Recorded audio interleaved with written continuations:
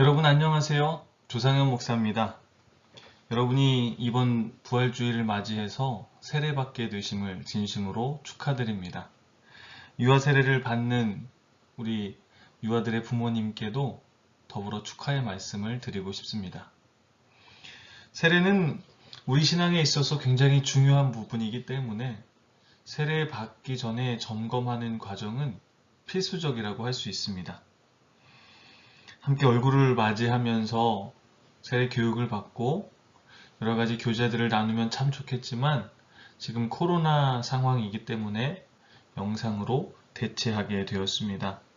제한된 형편이지만 이 시간들을 통해서 하나님께서 풍성한 은혜로 함께 하시기를 기도합니다. 세례 교육을 시작하면서 필요한 것이 있습니다. 성경책이 필요하겠죠. 혹시 지금 성경책이 구비되지 않으신 분들은 영상을 잠시 멈춰 두었다가 성경책을 준비하시고 다시 영상을 재개해 주시면 좋을 것 같습니다. 그럼 세례 교육 시작하겠습니다. 첫 번째로 세례의 시작인데요. 성경의 역사를 보면 말라기를 마지막으로 더 이상 유대 땅에 선지자들의 외침이 사라집니다. 무려 400년이라고 하는 긴 기간 동안 영적 침묵기에 접어들게 된 것입니다. 그 침묵 기간 동안 사람들의 마음은 곤고하고 또 갈급했습니다. 그래서 세례 요한의 외침에 수많은 사람들이 요단강으로 몰려들었고 그곳에서 세례를 받게 됩니다. 그러면서 사람들이 세례 요한이 구약에서 예언하는 메시아가 아닌가 하는 생각을 갖게 되지요. 하지만 요한은 자신은 메시아가 아니라 자신 뒤에 오시는 분은 자신과 확연히 다른 분이고 그분이 바로 메시아라고 하는 이야기를 전합니다. 그런데 세례 요한이 세례를 처음 시작한 사람은 아니었습니다. 신약시대의 세례는 개종자들의 죄 씻음, 그러니까 유대교를 믿기로 결심하는 사람들이 유대교에 귀의하는 과정, 절차 중에 하나가 세례였다는 겁니다. 혹은 유대교에서 출교했다가 다시 유대교로 돌아오는 이들이 받는 예식이 바로 세례였습니다. 그런데 세례 요한은 할례를 받지도 않고 율법대로 살지도 않던 이방인들이 개종할 때에만 베풀었던 세례를 유대인들에게 베푸는 겁니다. 예수님도 세례를 받으셔야 할 필요는 없으셨지만 몸소 세례를 받으시면서 우리 모두 세례를 통해서 거듭나야 함을 가르쳐 주셨습니다. 또한 그렇게 예수님의 세례를 통해서 예수님뿐만 아니라 이 땅에 있는 모든 사람들에게 세례를 베풀라 하는 지상 명령도 전달하셨죠. 그러면 세례가 무엇인가 함께 살펴볼까요? 세례는 예수 그리스도가 나의 구주 되심을 믿는 신앙을 공식적으로 고백하는 것이고, 교회는 신앙 공동체의 일원이 됨을 환영하며 그 영혼을 품게 됩니다.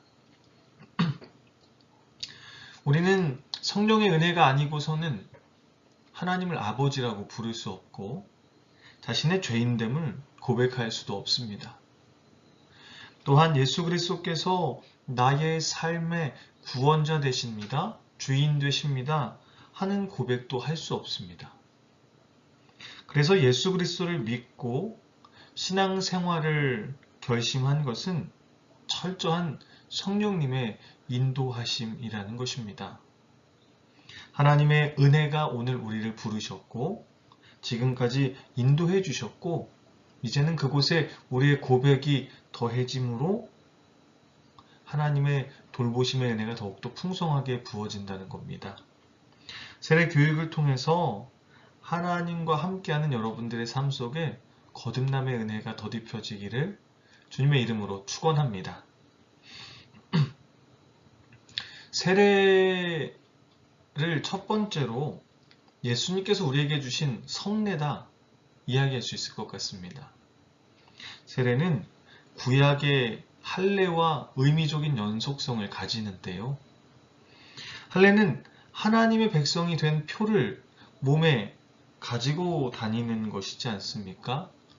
매일 아침 처음 화장실에 갈 때마다 나는 하나님의 백성이라고 하는 것을 확인하고 또 하루를 시작하며 하나님의 그 풍성한 은혜들을 고백하도록 할례를 제정하신 겁니다.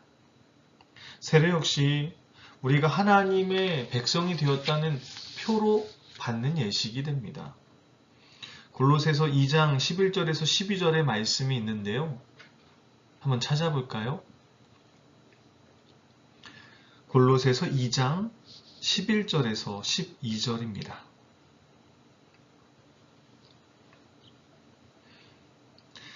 다 찾으셨으면 함께 같이 읽어보도록 하겠습니다. 또 그 안에서 너희가 손으로 아니한 할례를 받았으니 곧 육의 몸을 벗는 것이요 그리스도의 할례니라. 너희가 세례로 그리스도와 함께 장사되고 또 죽은 자들 가운데서 그를 일으키신 하나님의 역사를 믿음으로 말미암아 그 안에서 함께 일으키심을 받았느니라.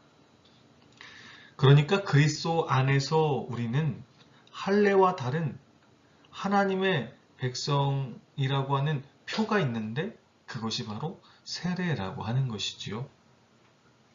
성례를 통해서 우리는 하나님의 은혜들을 경험할 수 있고 우리를 향하신 하나님의 사랑을 느끼게 됩니다. 어거스틴은요, 성례에 대해서 이런 말을 했습니다. 눈에 보이지 않는 하나님의 은혜가 눈에 보이는 방식으로 표현되는 사건이다. 정말 그렇습니다.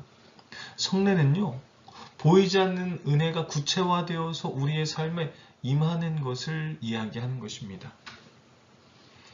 그런데 예수님께서 직접 제정하신 성례는 두 가지밖에 없습니다.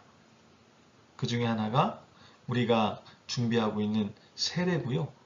또 다른 성례는 바로 세례 이후에 받게 되는 성찬입니다. 세례는 예수 그리스도가 나의 구주 되심을 고백하며 거듭남의 증표가 되는 것이고, 성찬은 거듭난 하나님의 백성들이 그리스도와 연합하고 있음을 확인하는 예식입니다. 오늘은 세례 교육이기 때문에 성례로서 세례에 관한 이야기들을 조금 더 나누어 보려고 합니다. 세례는 우리 죄를 씻음받고 구원받았음을 확인하는 예식인데요. 세례를 한자로 풀면 씻을 세, 그리고 예식, 예자를 써서 세례가 됩니다. 우리의 죄를 씻는다는 의미죠. 죄로 더럽혀진 우리의 몸이 깨끗해진 것, 그것이 바로 세례라는 겁니다. 인간에게는 누구나 아담으로부터 물려받은 원죄가 있습니다. 우리 스스로는 그 죄를 끊을 수도 없고 또 씻어낼 수도 없습니다. 그렇기 때문에 우리는 모두 하나님 앞에서 죄인이라고 하는 것을 고백하게 되는 것이지요. 이 부분이 조금 마음에 걸리는 분도 계실 수 있습니다. 내가 죄인이라니, 내가 이렇게 착하게 살았는데 죄인이라니, 혹은 우리 아이가 이렇게 천진난만한데 이렇게 사랑스럽게 자라고 있는데 죄인이라니 하면서 이 말씀이 좀 부딪힐 수도 있는데요. 여기서 말하는 죄인은 세상에서 말하는 죄인과는 그 의미가 조금은 다릅니다. 세상에서는 법을 어긴 사람들을 죄인이라고 말하죠. 그러나 성경에서 말하는 죄인은요, 법을 어긴 사람이 아니라 하나님을 인정하지 않고 하나님의 뜻에 불순종하는 것을 의미합니다. 선악과를 따먹고 불순종하는 아담 이후로 모든 인간은 죄가 유전되어 내려왔습니다. 죄의 속성이 얼마나 강력한지 죽지 않고는 그 죄의 굴레들을 끊어버릴 수가 없습니다. 우리는 죄를 지어서 죄인이 아니라 죄인으로 태어났기 때문에 죄의 결과들이 우리의 삶에 나타나는 것입니다. 세례는 예수님이 우리 대신 죽으심으로 우리의 모든 죄를 씻어주셔서 정결하게 되었음을 확인하는 예식입니다.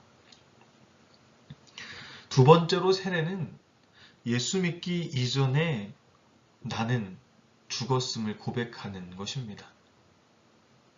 세례의 원래의 형태는 침례였습니다.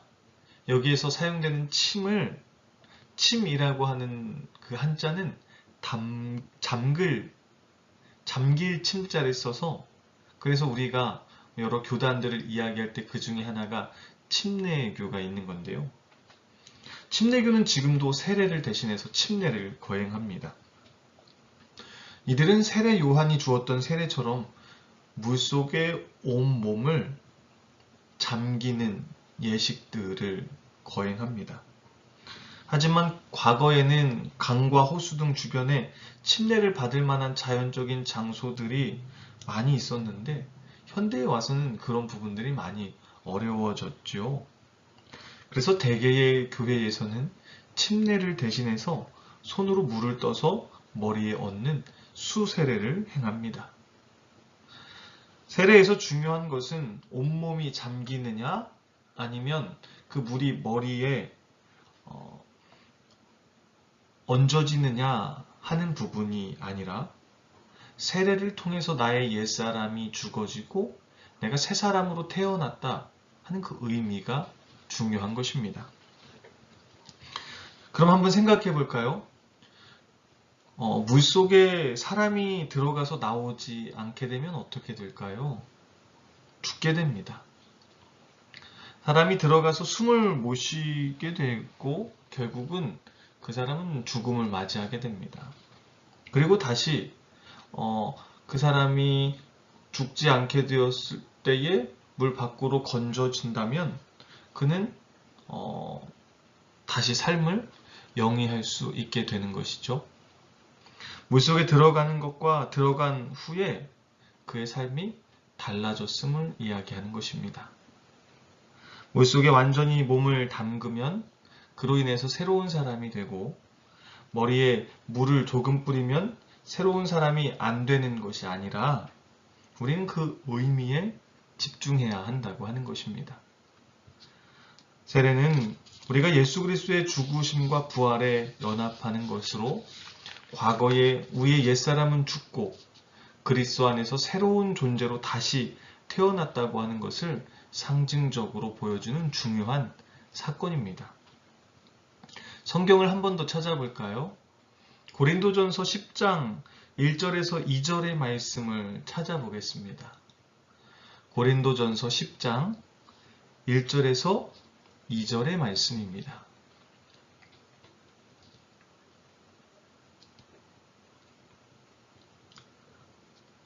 우리 다 같이 읽어보겠습니다.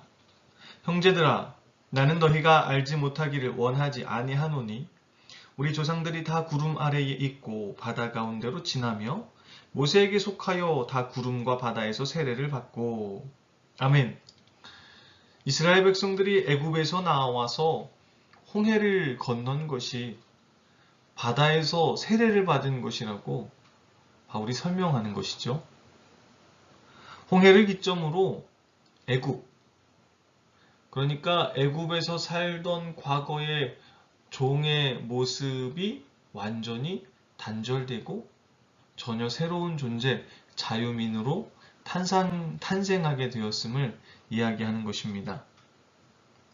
그런데 이스라엘 백성들의 모습을 한번 살펴볼까요? 홍해를 건넌 이후에도 애굽을 그리워하다가 이스라엘 백성들은 시험을 받고 또 연단을 당하게 됩니다. 세례 이후에 예전의 삶으로 되돌아가고자 한다면, 예전의 죄인의 모습으로 살아가고자 한다면 우리 신앙에도 여러 가지 시험과 연단이 뒤따른다고 하는 대목입니다. 이전에 내가 죽었다고 하는 것은 죄에 대해서 죽었음을 이야기하는 것입니다.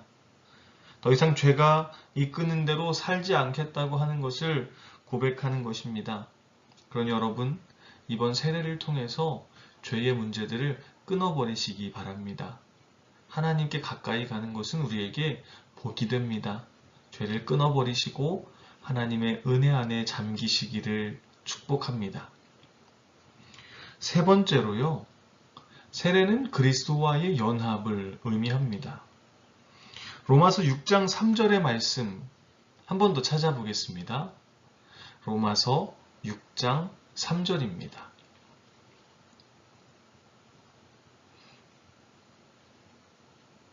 함께 읽어볼까요? 무릇 그리스도 예수와 합하여 세례를 받은 우리는 그의 죽으심과 합하여 세례를 받은 줄을 알지 못하느냐. 예수님이 우리 대신 죽으셨습니다. 그러니까 예수님을 믿는다는 것은 나의 옛사람도 죽었음을 이야기하는 것입니다. 또한 예수님이 다시 살아난다는 것도 무엇을 의미하는 것일까요? 우리 역시도 예수님과 같이 다시 살아남을 의미하는 것입니다. 왜요? 우리는 세례를 통해서 그리스도와 연합을 이루었기 때문입니다. 주님이 죽으심에 우리도 죽는 것이고, 주님이 다시 살아나심에 우리도 다시 살아난다고 하는 것이죠. 특별히 여러분들이 세례받는 날은 참으로 의미 있고 뜻깊은 날입니다. 부활절이기 때문입니다. 주님이 부활하셨음을 우리가 고백하고 그것으로 인해 기뻐하는 절기가 되는데, 이제 세례받으신 여러분들도 함께 그 부활의 영광에 참여할 수 있는 뜻깊은 자리 가운데 서게 된 것입니다. 다시 한번 세례받게 되심을 축복합니다. 우리 갈라디아서 2장 20절의 말씀 한 번만 더 찾아보겠습니다. 갈라디아서 2장 20절입니다.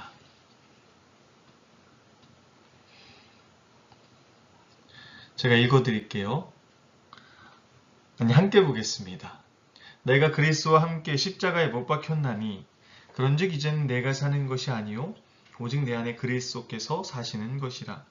이제 내가 육체 가운데 사는 것은 나를 사랑하사 나를 위하여 자기 자신을 버리신 하나님의 아들을 믿는 믿음 안에서 사는 것이라. 아멘.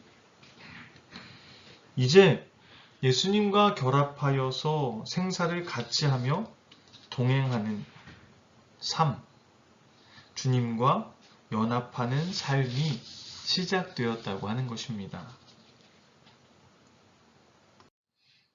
그러면 세례를 왜 받아야 하나요? 하는 질문들을 해볼 수 있을 텐데요. 세례는 우리가 예수님과 합해서 공식적으로 하나가 되어 살아가겠음을 선언하는 자리입니다. 세례는 예수님의 구원자 되심을 고백하고 예수님과 연합한 삶을 살겠다고 결심하고 고백한 사람만이 받을 수 있는 굉장히 유의미하고 뜻깊은 시간입니다. 세례를 준비하면서 가장 중요한 것은 바로 신앙 고백이에요. 세례의 자격으로 우리가 여러분들에게 어떤 행위나 노력을 요구하지 않았어요.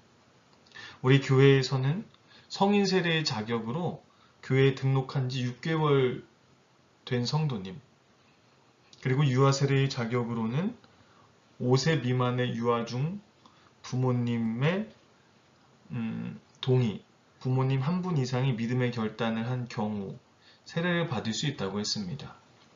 조건이 까다롭지 않죠. 그렇다고 세례의 의미가 약화되는 것은 아닙니다.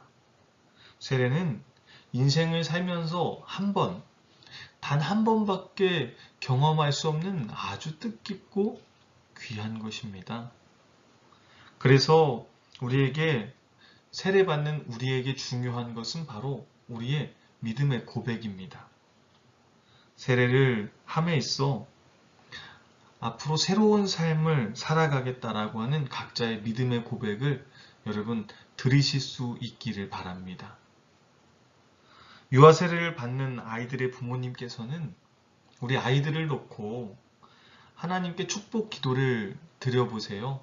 하나님께서 이렇게 사용하실 수 있도록, 그리고 아이의 삶 속에 하나님의 이러한 은혜가 드리워질 수 있도록 축복 기도를 드릴 수 있으면 참 그 역시도 뜻깊을 것 같습니다.